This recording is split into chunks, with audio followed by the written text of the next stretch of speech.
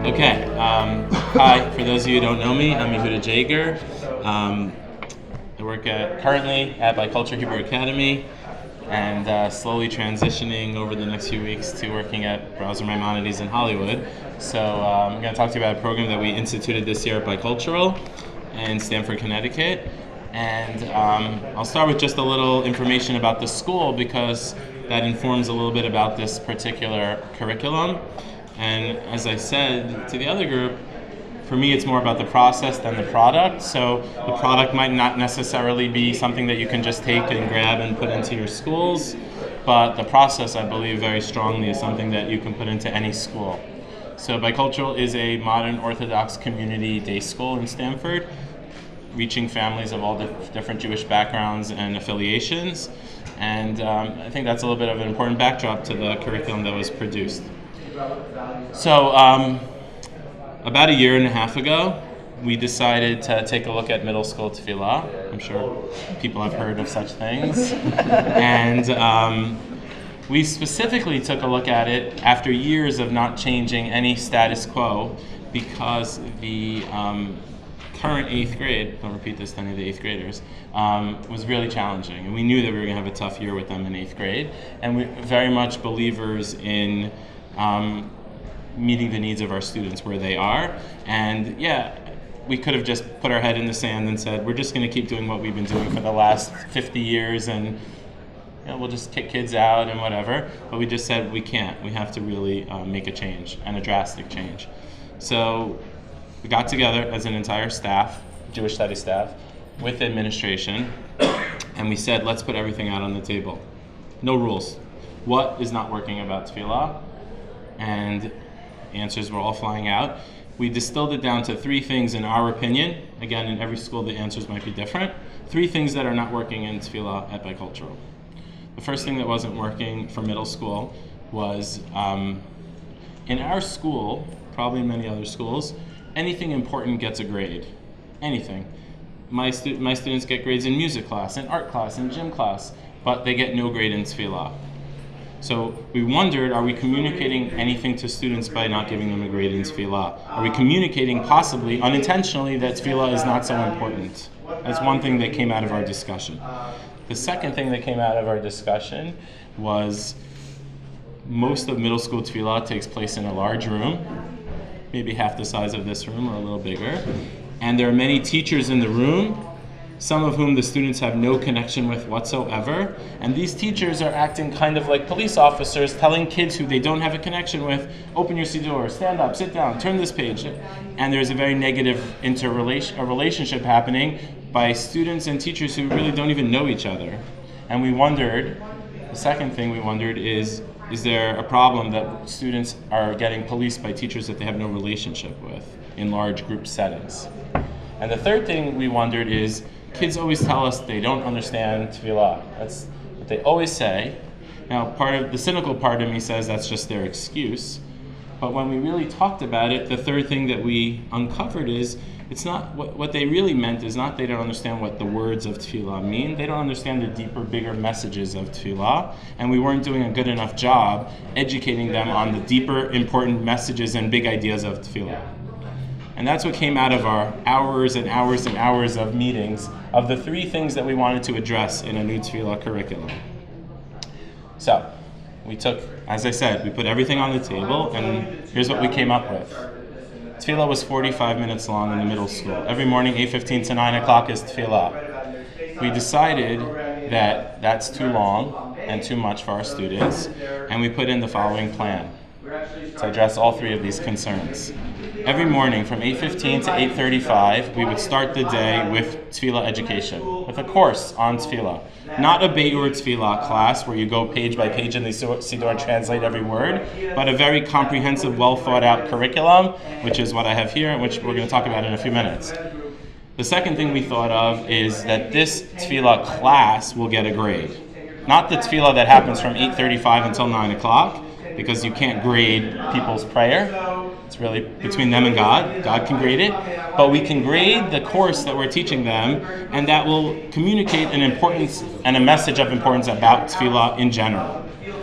Second thing we did is there were 8 teachers who were in the middle school, first period every morning. We decided that we would take the 120 or so students in our middle school, and for those of you who know a little bit about sports, we kind of did a little draft, and each teacher picked 15 students that they felt they had a connection with, a personal connection, and those became that teacher's Tefillah group. And that teacher learns with that group for those first 20 minutes, the curriculum that we published, and then after that 20 minutes of learning, that teacher davens with those same 15 students. So we now solve that problem of davening in a large room with no connection. And the third piece was the actual curriculum itself, and that's when the real work started. We rolled up our sleeves and we said, let's decide what we feel. Our school, a few years earlier, we won a grant for a Masorah curriculum, which is a UBD curriculum with big ideas. And I guess in the Masorah style, what we decided to do was, let's discuss our opinion of what are the big ideas of Tefillah. And after, again, hours and hours and hours of back and forth, we decided that we felt, and again, every school might have different ones, we felt there are 8 big ideas of Tefillah. And I'm going to share with you what we came up with. I have a list, and by the way, I'm happy to share afterwards. If people want to send me emails, I'm happy to talk more, share more, etc. A little bit of this is on the guidebook app. You can look later if you'd like as well. So we distilled all of the big ideas of Tefillah into 8. Hashem and me, which we felt had to go first because there was a lot of discussion of what's the order of the 8. It's not just random. There's some method to the madness. Hashem and me is number 1. You can't start Tefillah without a connection with God. And despite the fact that for whatever reason, God has been taken out of the classroom, I'm not sure why, we decided in a very strong way we have to talk about God in our classrooms. And we have a whole unit on Hashem and me, and that's the beginning, unit 1. Second unit is about Kavanah. Third unit is called Tefillah in Tough Times.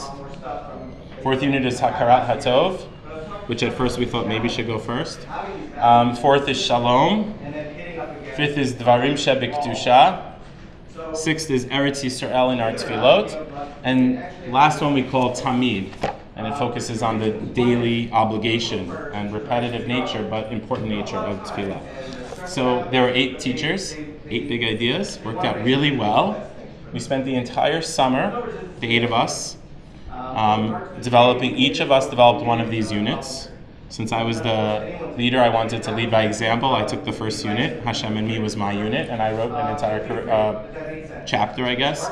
And by the end of the summer, we produced this binder, which has 110 pages in it, which is 8 units. Each unit is 20 lessons for about a month of school, give or take, and each lesson is 20 minutes. And each of the 8 teachers shared with the other 7, and each teacher then had this binder to teach the entire school year of these lessons. We also paired up each teacher with a chavruta teacher, so that even though I was working from my home in Stamford, I can call my friend Tachi, who's working in Riverdale, and I can bounce ideas off of him from my idea and from my unit, and he could bounce ideas off of me from his unit. And by the end of July last summer, we were ready to go to publish this binder. Now every student got a binder, like I said, and in addition to the binder, which is the student workbook, we also published lesson plan. I put it together just for the purposes of this conference, and I put here just the teacher portion. This is the lesson plans for the first unit. The students only get from here, which is the student guide. So in the teacher guide, which every teacher produced along with their student workbook, there's a list of goals on the first page of what are your goals for your unit. Within your unit, which tefillot are you going to talk about?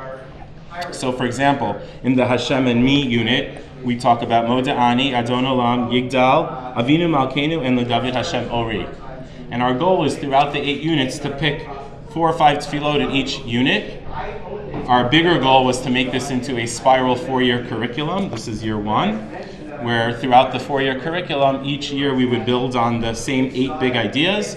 We would continue to add in more tefillot each year, and by the end of 8th grade, those who started this year in 5th grade, obviously, would get all 4 years. We get to cover, by and large, every tefillah, and have a much deeper and more rich explanation and understanding of tefillah.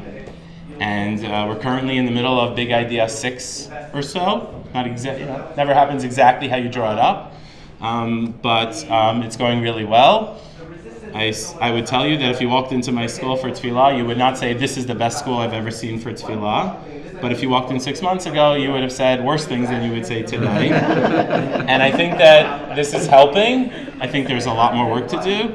I think that there's so many pieces that we have no control over, like the families and what they do at home and how important they place on Tefillah. But we're doing our part, and we're trying to make Tefillah, to make it meaningful, make it relevant, make connections. The lessons themselves, I put a few lessons from my unit on guidebook. So later, if you want, you can look. You'll see the first few lessons from Unit 1. We try to make the lessons really engaging. The first unit about Hashem and me, there's various clips in there from Bruce Almighty, if you've seen the movie. There's a lot to, first of all, the kids instantly connect. There's one great scene, if you haven't seen the movie, I highly recommend it. But there's a scene where, I think it's Jim Carrey, right? Jim Carrey is kind of playing God, and he's getting all the people in town, or in the whole area, are sending him tefillot nonstop. So they show up on his computer like emails. And he's sitting at his computer, and it's like thousands and thousands and thousands of emails are popping up, and he can't even keep up because he reads one, and before he's done reading it, 4,500 more have popped up. So at some point, he just clicks like a check for all of them and clicks yes. And all 50 million tefillot get answered with yes, because he thinks that's like quick and easy, and he's like, ooh, I got that all done in 1 second, and it's great. And then throughout town, you see some great things and some horrible things happening. And that was the springboard for amazing conversations with our students about sometimes the answer is no, and maybe a little bit more about that whole process of Hashem listens to our tefillot but doesn't always say yes to our tefillot. And that's like the typical type of lesson where the kids come in the morning. We actually start with Birchot HaTorah in the morning. Then we do the learning, and there was also a big discussion, should we daven first and learn at the end? We decided it makes more sense to learn first, because hopefully that will inform the tefillah and make the tefillah better, even that day, right away after. But we also wanted to start with the brachot, so we do Birchot HaTorah, we do the 20 minutes of learning, and then we do the 25 minutes of davening. But that 20 minutes of learning usually starts with some sort of fun hook, whether it's a video or a song or a poem or something to get them thinking. Especially first thing in the morning, the kids are not walking in ready to go. And then there is a really nice learning that happens afterwards, and really very rich learning. So I think it's time to open up the floor. I'm sure you have a lot of questions. I purposely left out some things because I'm sure they'll come up, and I'll address them when they come up. I'm curious if you think this is going to stick in your school without you. So that's a good question. So one of the things that I think is most important about, as I mentioned at the very outset, is the process. And the process was extremely collaborative. This was not a top-down initiative, and therefore the teachers in the school, by and large, who are staying, were very invested in this. In fact, I mentioned to the other group, and I'm giving you a direct quote from a parent. There were some parents who really were not happy with this for various reasons. One parent said, again, this is a direct quote, "I want you to shove tefillah down my child's throat. I don't know why we need this." That was a direct quote. Your job is to make sure when the child leaves your school, they know tefillah perfectly. What? Because that approach works so well. Well, her oldest kid is in 5th grade, and she thinks that will work for him. And we tried to explain to her that we have a little bit more, longer vision, and we know what happens to kids when they get older, and if they don't connect with tefillah, they won't daven. Maybe your 4th grader now davens them. So she went to one of the teachers who she felt was like, would never go for this. She's like, oh, they must have shoved this down your throat and forced you to do this. You don't really believe in this stuff. And she's like, no, actually, I think this is really good. And the reason why I'm telling you that is because I truly believe that the staff is invested in this product, and I hope that they will continue. The goal is to produce 3 more years of this, because we now have funding from JEIC. There's money to pay the staff to produce more of this. This was produced without 1 penny being paid to staff members last summer. Completely because staff wanted to do it. Hours of work just because staff wanted to do it. So I do believe it will continue. I hope there'll be leadership that makes it continue, and I'm certainly always available to help it continue, but I hope so. What does the 25 minutes look like that you cut out? So again, great question. So if you go to any shul, how long does davening take on a typical morning? Half hour. So we don't really cut out much. What? So it's more, you're managing that? You're mimicking that? A little bit. I mean, when you have 15 people in a room davening and there's no talking and distractions and interruptions and you just daven, you could daven in 25 minutes. We do take out a little bit of Psukei de Zimra. We take out different days. We'll do different Hallelujahs, for example. We don't do Tachanun, but by and large, it's a regular, from Baruch Hu till the end, we do everything except for Tachanun. In the beginning, we take out little different days. Birthday every day. Yeah. So, by and large, it's not very, and we don't do a full repetition of Shemona Esrei. We do Heichal Kedusha. But by and large, it's not so different than what you would see in a typical shul on a weekday morning. Have you seen this program? It's really a beautiful design, and Thank you. really the thought you put out when to do it along with the team has it impacted the students' conduct, behavior in Minyan at all? So interesting. So there is no. So we don't have a big minyan like we used to have. So one of the questions I'm assuming will come up, so I'll talk about it now, is each of the 8 teachers took a group. The group that I took is the minyan group, and we put kids in that group who we knew wanted to be in a minyan. There are many families in our school who don't feel the need to be in a minyan. So if you're asking, has it impacted their tefillah in all the groups, I would say yes. It's not where it has to be yet, but it's certainly improved than before we had this program. And I hope that we took a survey at the beginning of the year of students' thoughts about tefillah in general. The results were really bad. We plan on doing a survey at the end of the year and then comparing the information. And we hope to continue to track. The goal is to track the change. Anonymous surveys, yeah. Can you talk a little bit about the minyan versus the minyan, how it is with the kids, boys, girls, like that? So yeah, we felt it was an important value of our school to have a minyan in the building every single day. So we made sure that there would always be a minyan. So we put all the bar mitzvah age boys in.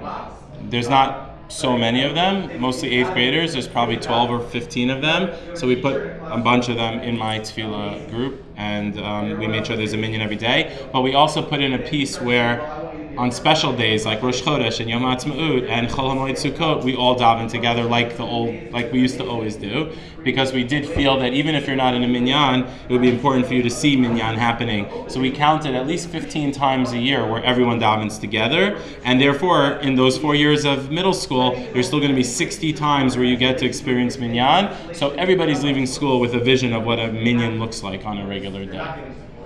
So the other groups? Groups on a daily basis are not davening with a minyan. Many of those kids are not even bar and bar mitzvah because it starts in 5th grade. The groups are intergrade, so you have 5th, 6th, 7th, and 8th together, which some people love and some people hate. I think it's nice that an 8th grader and a 5th grader get to talk about these topics together. Some people have said it's a little too sophisticated for 5th grade, but I like kind of raising the bar for the 5th graders, and I feel like as they go through the program, they will have more sophistication as they grow up. So I think that's a good thing also. Their value, the construct is certainly wonderful. Having been in your school, I think it makes a lot of sense. The question is there value to having the classroom teacher, not necessarily the davening teacher, explain why it is that you're allowed to change parts and not have them do the whole davening, and make sure that they know what tachlis is, that they know what the Shemona Esrei is, so that they know that with very good reason we're doing what we're doing, and there's a world out there that we're going to be exposed to. Yeah, it's all explained. This was all explained to the students, so they know that. And even though we don't do Tachanun, we talk about Tachanun in the learning portion of the course. So everything is talked about. It's very transparent with the students, and they understand. I mean, really something that they understand and get. Where does Kriya and reading fluency play into the experience you're seeing with the students in terms of tefillah? So that's a really great point. In fact, it's only improved since we put this system into place, because now the kids are in a small group. What many teachers have done is, like when we're up to Ashrei on Wednesdays, we'll go around the room and listen to everyone read, where you could never do that when there's 120 people davening together. So what has actually happened, total exciting side discovery, is that all the teachers have commented that now that we're in these small groups, we have more time to listen to kids reading tefillah, and that's been an amazing outgrowth. that when you're in a big room, everyone's davening, and a lot of it is rote saying the words. And if you actually listen to the words, sometimes you'll hear that they're not even saying the words correctly, especially the second paragraph of Shema we found, that is sometimes said out loud, and not as often as the first paragraph. Kids are just saying what they think the words are, but they're never actually reading the words from their siddur. And you have all kinds of mistakes. Now that there's these small groups, many teachers have picked 1 or 2 days a week where they'll stop and they'll just pick someone and say, read that line out loud. And they're making a chart, and they're consciously making sure that every single kid is able to read the second paragraph. One class is working on the second paragraph of Shema right now. Wow. But that small group setting allows for much more. So there are times where we might say, today we're going to, do just the beginning of Tefillah, Brachot, Baruch Shamar, Ashrei, Yishtabach, and we're going to have 5 extra minutes, and we're just going to practice reading Ashrei today. And we also use a program called Voice Thread. I don't know if you're familiar with it, where teachers will give students those tefillot and ask them to read it online at home and listen to it on their own time and give feedback. So that extra small group setting has enabled us to focus more on reading. 2 questions. Number 1, when you started the curriculum of Hashem and me, did you make it almost axiomatic that the kids believe there's a God? No. Many kids will tell you that they don't believe in God. So that was why that was the first unit. And in the workbook, each lesson has like a subtopic which we felt built. So the first lesson is what does Hashem look like, and then it builds from that. What does it mean that I'm created in the image of God, and following in Hashem's ways, etc. But we dealt very head-on with kids saying, I don't believe in God, and this is all made up. We don't believe in this. So we talked about it, and that was a very big part of the first unit. You can't not deal with that when you have many kids who, if they're being really honest with you, do not believe in God. Any question? If you were to look at before and after, what was the success looking like? And do you follow it into anecdotally watching them daven when they go back into the group setting? So it's definitely anecdotal at this point because we haven't done that year-end survey for year 1 yet, but I definitely see that kids are better behaved during Tefillah. Even if they're not saying all the words, they're more respectful, and they're more appropriately handling Tefillah than they used to. Our goal is that over the course of a 4-year curriculum that they're going to leave 8th grade with really a much stronger handle, and then later in life that's going to pay big dividends. Because right now it's a slow process. It's not going to just change overnight. No change does, especially if you want it to stick. But it's slowly going to hopefully seep in and become part of. Taking it to Hollywood with you? I think the process. It's all about the process. I would never take this binder and hand it to any school and say, here, do this. It's about the process of what we came up with and what works for each school. I think each school could benefit from the structure of such a program, but it has to fit with the culture and the values of that particular school, and it has to be constructed carefully in that way.